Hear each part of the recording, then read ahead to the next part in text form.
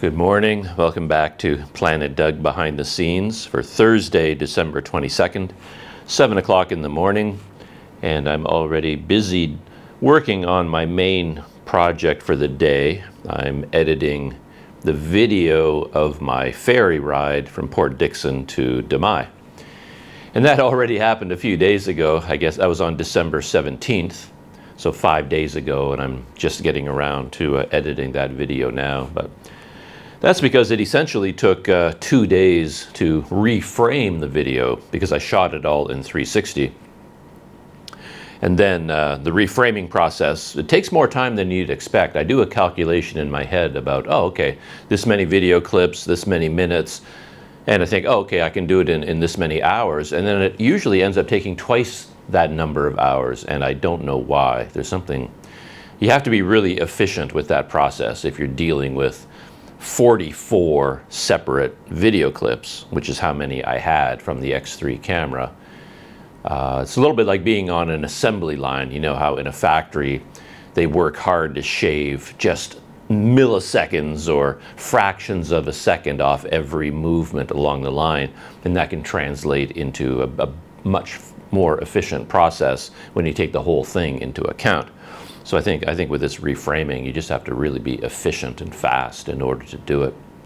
But it's also a very creative thing to do, so it's sort of there's a conflict there. You really can't do it on autopilot because it really is, you know, you have to, as I said in a video recently, I'm not a creative person in any way, but whatever little bit of creativity you have, it has to come into effect when you're doing the reframing, because you're essentially acting as the director of the film, you know, the cinematographer. You're deciding where the camera is pointing and how the camera is moving. So you got to be a little bit aware of what you're doing. You just can't do it on autopilot. And then I have the bigger problem is the audio being out of sync, and that's where most of my time went, just trying to fix that problem, testing, like coming up with a solution, testing that solution, no, it didn't work. Try another solution, no, that didn't work. Another solution, experimenting, testing, trying so many things, and I haven't been able to fix the problem, and I basically just gave up.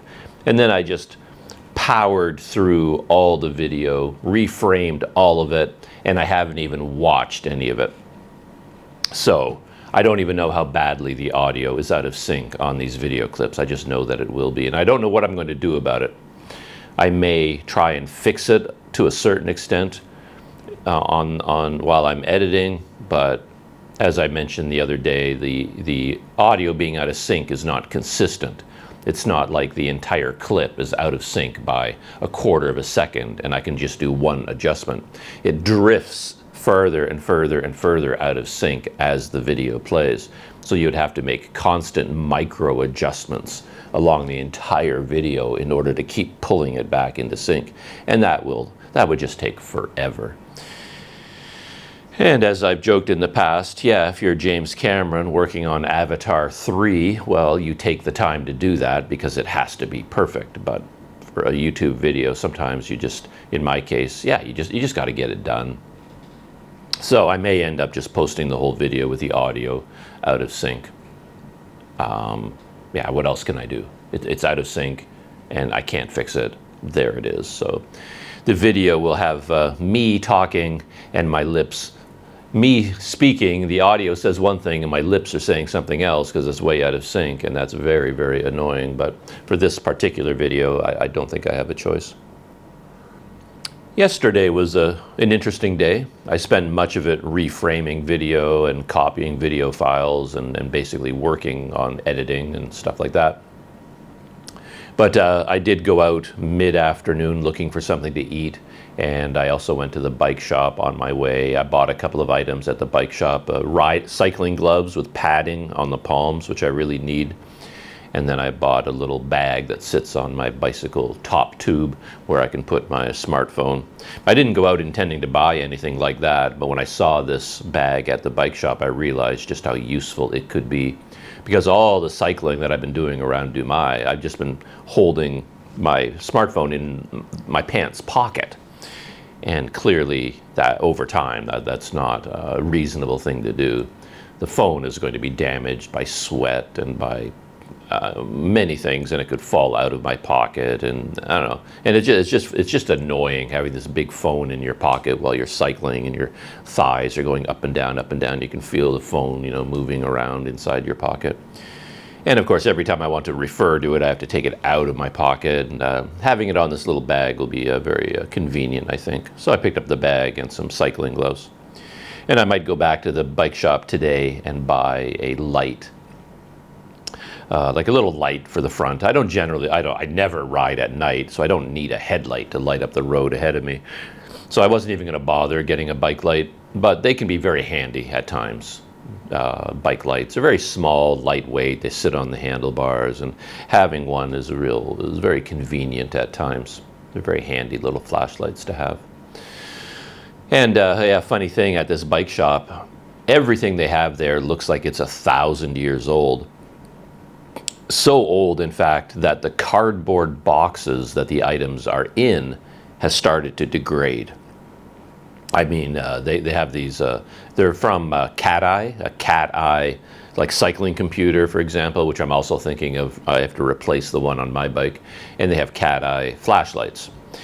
And I tried to buy one in Kuala Lumpur, but it was another item I just could not find when I was in KL.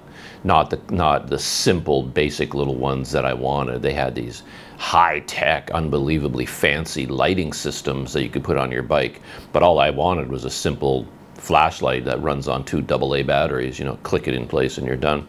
And I guess the places I went to just didn't carry anything like that. But they have it here.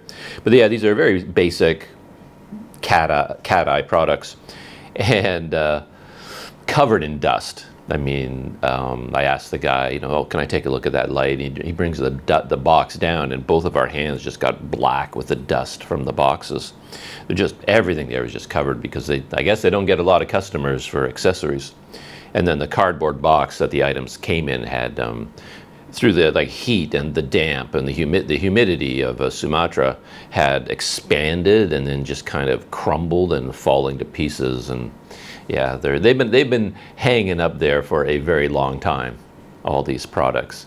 So when I go in there as a customer to buy things, they must be thinking, hallelujah, someone's going to buy one of our Cat Eye accessories. And they had a number of even high-end items in there. For example, they had a Turn carrying bag for folding bikes, like a Turn folding bike. They have like a dedicated branded cover for a Turn bike.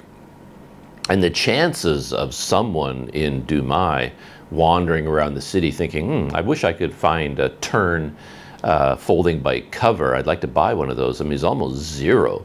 So I think they had 2 or 3 of them there, and then they're just going to sit on that shelf forever. So their inventory is not going to move very fast.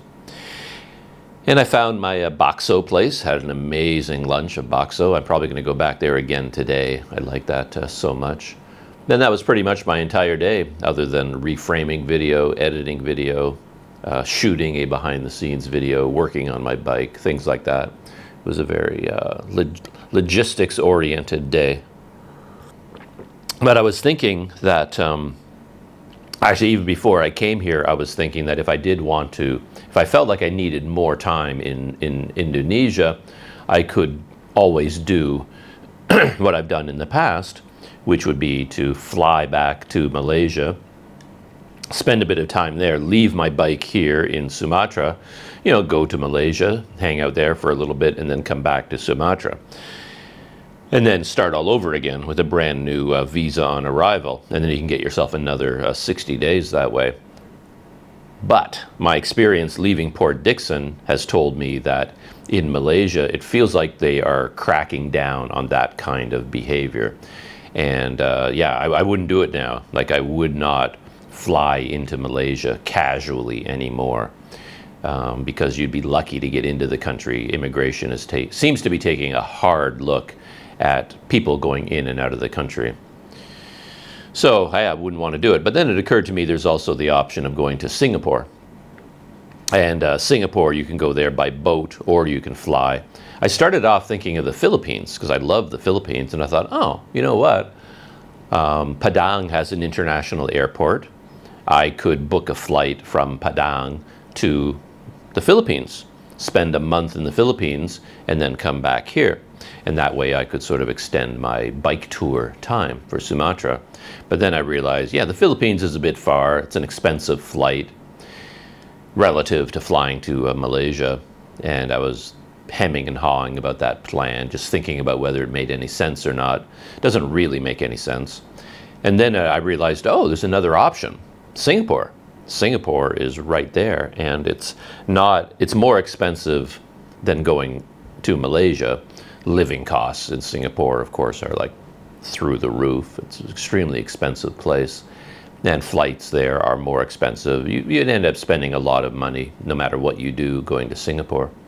But at least it's closer, and the flight would be maybe a third of the cost of flying to the Philippines. So yeah, I was thinking about that too. Wi-Fi, unfortunately, continues to be a big problem. I keep trying to upload videos, and I seem to have a Wi-Fi connection. Very low, very slow upload speeds, but I seem to have a connection, so I'll start my computer uploading a video and go to sleep thinking it'll upload during the night, and then during the night the Wi-Fi signal disappears, and I wake up in the morning to find out that nothing has uploaded. And I honestly, I can't figure it out.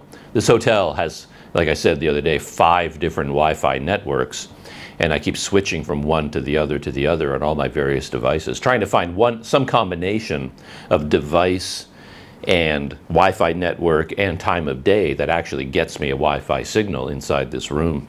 And it's just hopeless. And nothing makes any sense. One of them will work on one smartphone, but it won't work on the other. Nothing works on my laptop ever. So I try to set up a Wi-Fi hotspot from one of my phones connecting to the laptop.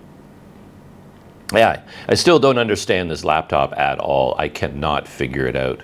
It does so many weird things. Yeah, strange. Even copying, I'm constantly copying video files from, say, a hard drive to another hard drive. So I've got 2 portable drives, and I plug both of them into the laptop, and I might have 60 gigabytes of video files I want to copy from one to the other, and it goes through the laptop. That's the only way you can do it. You have to plug both of your hard drives into the laptop and then copy from one to the other, using the laptop as the conduit in a way. And then I start that process, and okay, yeah, there's 60 gigabytes, and it's going to take this number of minutes. And then I go away and I head off to go do something else. I might even leave it working. I'll go outside, go do something else, and I come back, and then whenever the laptop goes, like it will go to sleep, like it'll power down, and then it cancels the copying job. And I've never had a computer do that before. Like any laptop, any computer, you just plug in stuff and you start copying. It just continues until it finishes the job, and then maybe it'll go to sleep or something. But even when it goes to, I don't know, I've never had these problems with a laptop before. This one does so many weird things that I can't figure out. But yeah, constantly it'll just say, oh, I come back and the laptop is shut down, and I wake it up and it says, oh, the copy job was canceled because the devices disappeared. And I'm like, no, you stupid laptop. The devices didn't disappear. You disappeared. The devices are still here. They're still plugged in. The job wasn't finished, but you just decided to take a nap right in the middle of the job. I don't know why. It does so many weird things like that. Yeah, I could go on and on. But the Wi-Fi problem is the biggest problem. They just won't connect to Wi-Fi networks. And sometimes it does, sometimes it doesn't. And weird things are happening with the internet too. When I do have a Wi-Fi connection here, some things work and some things don't. I listen to a lot of podcasts, and my podcasts won't download now. Yeah. Never have a problem anywhere else. I have all these podcasts I listen to. I have them set up to automatically download the newest podcasts. Like when they release it, it's set up on auto download, and every time I turn on my phone, it's like, oh, all my podcasts are new. They've all been downloaded, and there they are. But podcasts won't download here in Indonesia. I think it might, for whatever reason. I mean, the Indonesian authorities are very enthusiastic when it comes to blocking things. Like I said the other day, Reddit is banned. A bunch of websites are banned. they're very concerned about the morality of the people, and for whatever reason, Reddit has gotten on their blacklist, so they banned Reddit. And as I mentioned the other day, when you get a Telkomsel SIM card and install it on your phone, it automatically turns on Safe Search and locks that setting, so you can't turn it off. Because, yeah, they don't want people able to access unsavory things on the immoral things on the internet. So they have a lot of control systems in place. And I'm assuming that somehow podcasting has gotten caught up in that net as well. And they don't allow downloading of podcasts. I mean, I can't download my podcasts.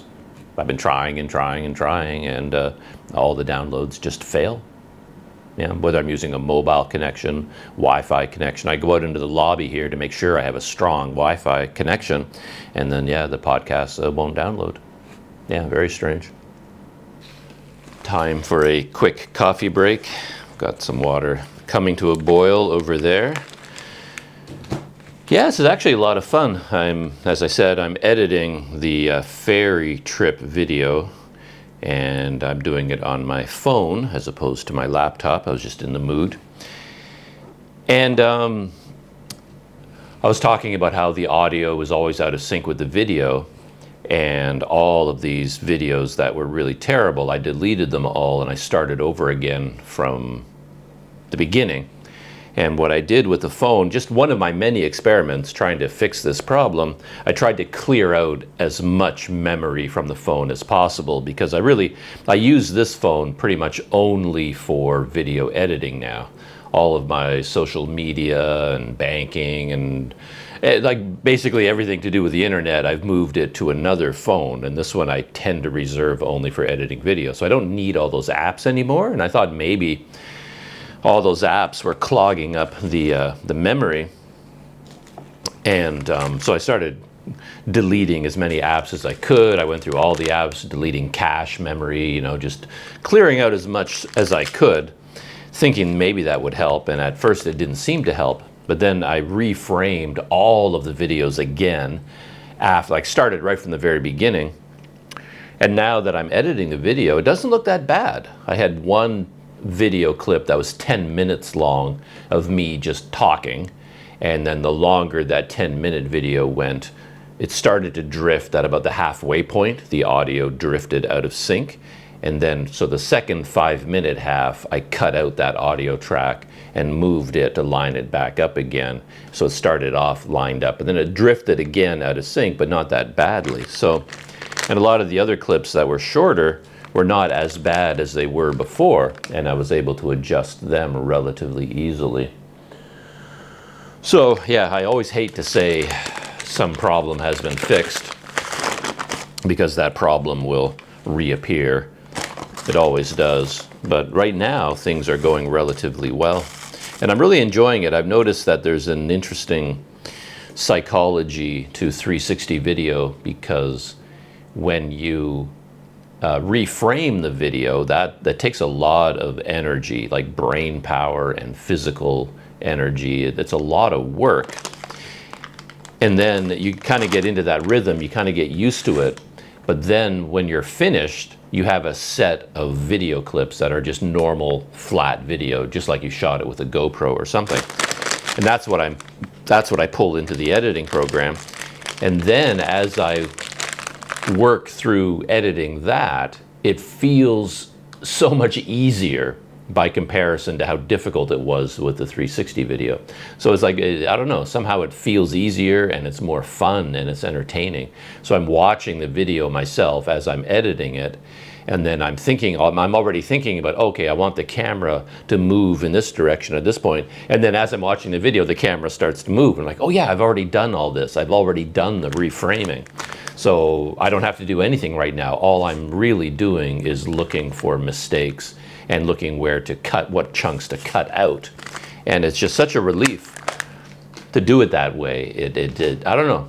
I'm not quite sure what I'm trying to say. It's just that every time I sit down to edit a video made up of clips that are reframed 360 video clips, there's just a lot of fun. It's just sort of relaxing and enjoyable. And I get to relive the experience of taking the ferry So, I mean, the video was about taking the ferry from Port Dickson to Dumai. And now that I'm editing the final video clips, I get to relive it, and then I really enjoy it. And of course, I get to see a whole bunch of things that I didn't see at the time, because the 360 camera is taking video of everything around me, like everything behind me, for example, or way off to the side that I didn't even see when I was there at the time. So, yeah, it's a lot of fun.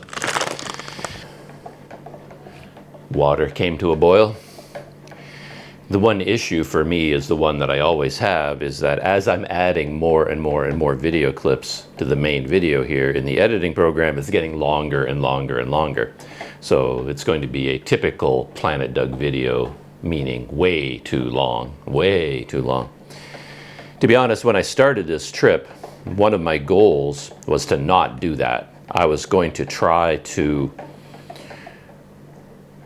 have like an artificial time limit. Like, I want to make every single video somewhere between 20 and 30 minutes long, maximum 30 minutes. And to do that, I was going to, you know, change up my style a little bit and make it a little bit more typically YouTube, more cinematic, just including highlights, the key moments in any kind of a journey. And that's what my goal was. But of course, right out of the gate, that whole plan fell by the wayside, because when I was in Port Dickson, ready to go to the ferry on my bike, I mean, that's where I started the video from. There's nothing exciting going on. It's not amazing or beautiful or dramatic. There's no craziness going on. It's just me in the parking lot outside my hotel talking about how, oh, okay, now it's 5 to 9 in the morning, and I'm getting on my bike, and I'm riding my bike to the ferry, and the ferry leaves at 11, and I'm just talking, and then I keep talking as I ride my bike down the street. And then I showed a lot of video of the process at the dock, of them processing passengers, checking them into the boat, weighing their luggage, loading up the luggage onto these big carts, and, you know, trundling them off to the boat, and then weighing my trailer and paying for my bike, you know, the luggage fee for my luggage and my bike. And then I went through immigration, and I had a lot of trouble with immigration. So then when I went out onto the dock, I told the whole story from beginning to end, in depth, with a lot of detail and all of my thoughts about it and tangents. And just standing on the dock, talking and telling that story, I think it's like 15 minutes long, just me talking. But I really like that stuff. I mean, I should just delete all that, like just get rid of it, like just jump straight ahead to the beautiful ocean and the boat and all the, you know, the interesting things. And yet, I guess that just isn't my style, because I've always been very interested in the nitty-gritty, the nuts and bolts of everything. I want the logistics. So when I watch a travel video and all they're doing is showing somebody at a waterfall doing backflips and everything's amazing and beautiful drone shots, I just get bored, because I wouldn't be doing any of that stuff anyway. I'm not going to be doing backflips at a waterfall, and it's just not my style. I'm more into the day-to-day life of a person on the road. That's the story I want. I want to be able to relate to that person. So that's the story I end up telling, and it's getting longer and longer and longer, and we'll see just how long it gets. I hope it doesn't get completely out of control. Have my coffee. So I'm going to go back to editing, pick up where I left off. One thing I didn't mention about yesterday is when I went to the bike shop and did a bit of shopping. And then when I was at an Indo-Maret buying some milk, I needed something to drink, I did exactly what I knew I was going to do. I bought a light bulb because I like to have my own 100-watt light bulb to make the room brighter and more pleasing. And I left my light bulbs behind in Kuala Lumpur because I made a lame attempt at making my bags less complicated. Plus, light bulbs tend to break. You know, you have to be very careful how you pack them, and it's a hassle to carry around a light bulb. So I thought, let's try and make my load lighter and more simple. And I left a few things out that I would normally bring along. And in the back of my mind, I was thinking, well, this is a waste of time. As soon as you arrive in Sumatra, the very first time you check into a budget hotel, and it's like a dungeon in there, so dim and dark, because of these bulbs. Here's the bulb that was in my room here.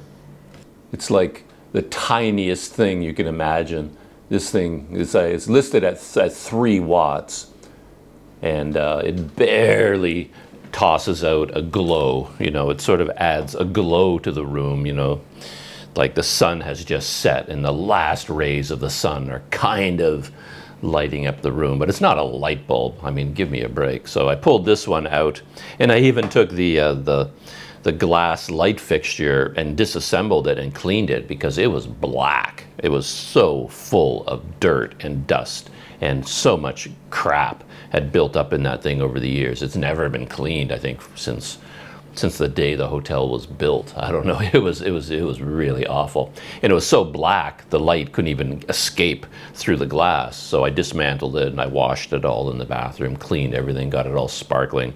And now I put in my brand new light bulb, and just like the area around the bed now is just full of light. It's just so much more cheerful and pleasant to be sitting there, you know, editing videos now and drinking coffee. But yeah, it's what I do. I carry around light bulbs.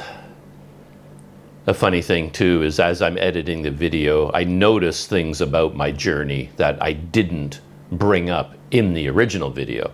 So for example, on this ferry, they did have television sets at strategic points for people to watch a movie or something, you know, while they're taking their journey. And they happened to be playing a movie called Uncharted. Tom Holland and what's the other guy? I can't think of his name. Very famous actor. Not a great actor by any stretch of the imagination. Anyway, the movie is called Uncharted. It was a blockbuster based on a video game, I guess. I don't know the game.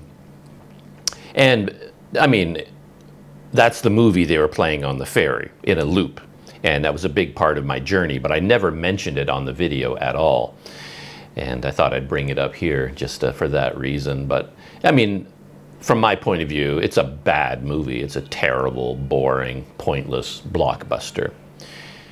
It's not a movie that I would go out of my way to watch. I might watch it just so that I know what people are talking about, because it's going to be one of the world blockbusters and everyone's going to be talking about it. So I kind of want to know what everyone is talking about. I enjoy pop culture discussion.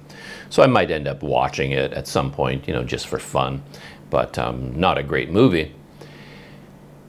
But the thing is, a movie like that, it's almost like it was designed for that situation, because the movie story and character and acting, all of that is irrelevant.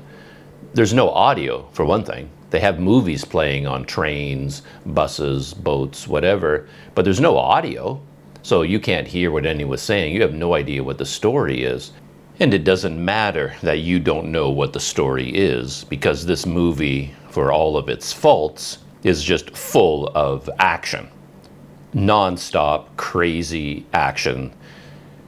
Chase scenes, long, drawn-out chase scenes, fighting scenes, pirate, you know, old ships, like ancient ships being lifted into the air by helicopters. So you basically have a boat chase of boats flying through the air, and the people are jumping from boat to boat, and everyone's fighting everyone, and they even shoot at each other with cannons that, of course, have no business operating at all. You know, cannons that are 100 years old, rusted to pieces. But of course, in a movie like this, all they have to do is put in some gunpowder and it fires, and just ridiculous stuff piled on top of ridiculous stuff.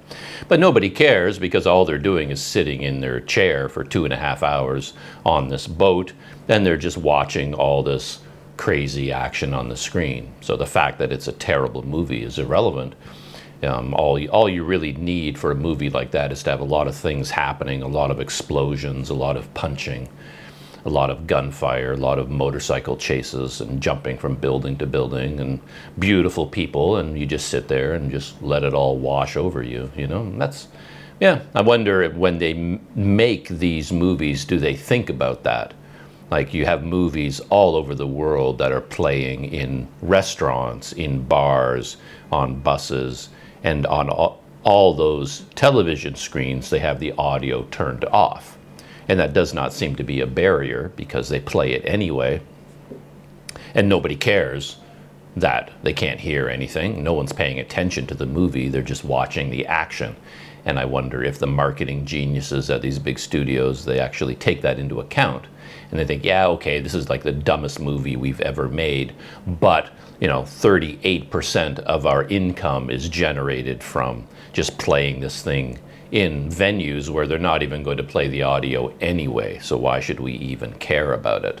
Let's just pack in, 2.8 explosions per 5 minutes of video time.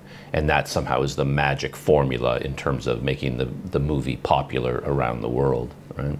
Who knows? Anyway, Uncharted was the entertainment on the ferry, and that was pretty funny. Now I don't have to watch it. I caught some of it out of the corner of my eye, so I got the gist.